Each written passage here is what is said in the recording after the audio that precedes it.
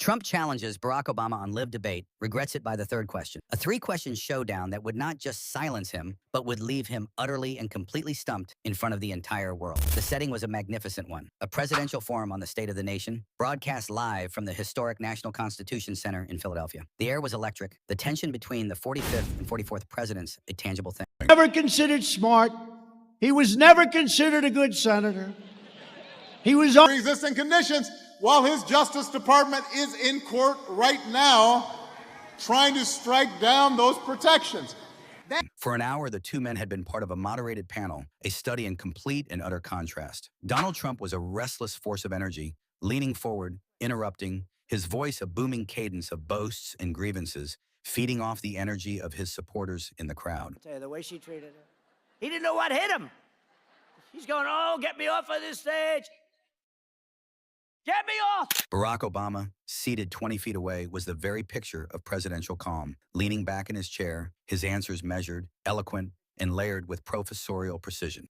That's on the one hand. And then on the other hand, you've got somebody who each and every day, every time he talks, proves himself unfit and unqualified for this office. The crowd was a mix of both parties, a true powder keg waiting for a spark. The spark came when Obama finished a long, nuanced answer on the complexities of foreign policy. Needed most.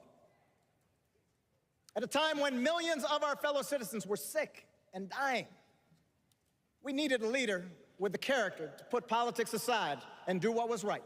Trump, visibly agitated and bored by the detailed discussion, lunged for his microphone. You know, this is all very boring, Trump declared, cutting off the moderator. A lot of talk, a lot of professorial words. Nobody understands what he's even saying. He then turned his body, pointing a finger directly at his predecessor. You know, Barack, the American people are tired of your lectures. They want action. They want strength. Let's have a real debate right now. Just you and me. No moderators, no boring questions. Let's go. A wave of shocked gasps and excited murmurs went through the auditorium. The producers in the control truck were in a state of panic. This was not on the schedule. Trump sat back, a smug, triumphant grin on his face, believing he had just cornered Obama with a challenge he couldn't refuse. Barack Obama did not flinch. He let the chaotic noise in the room settle, and then a small, almost imperceptible smile touched his lips. He leaned forward, his voice calm and clear. "Okay, Donald," he said, "let's go." The room froze. The moderators, now obsolete, simply nodded. The first question was posed: what is the single greatest test of a president's strength? Trump, eager to go first,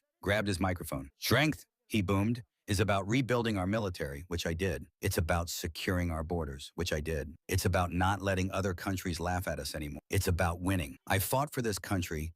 I took on the deep state, the fake news, the witch hunts, and I'm still standing. That's strength. Nobody has ever been stronger than me." We have our great border wall. We have security. We have the UAE deal, which has been universally praised by people that...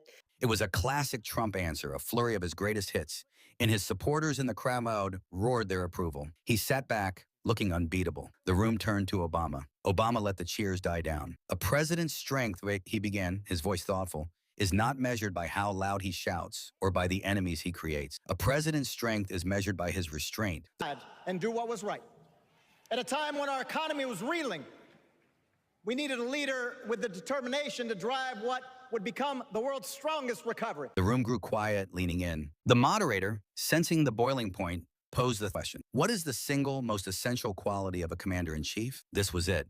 "Toughness," he snapped. "You have to be tough. You have to be a killer. You have to be willing to do whatever it takes to win." The room was now so quiet you could hear a pin drop. Barack Obama let the silence stretch, just for a beat. Then he delivered the final devastating blow. "The most essential quality in a commander-in-chief," he said, his voice quiet but ringing with absolute moral authority, "is truthfulness." He looked directly at Trump, because without the truth there is no trust, and without trust, there is no leadership. Trump was speechless. He was utterly, completely, and humiliatingly stumped. His mouth opened and closed. His entire identity as the winner, the fighter, the genius had been shattered by two simple, undeniable, and deeply embarrassing facts. He silenced by his own record in the unmistakable, unforgettable look of pure instant regret.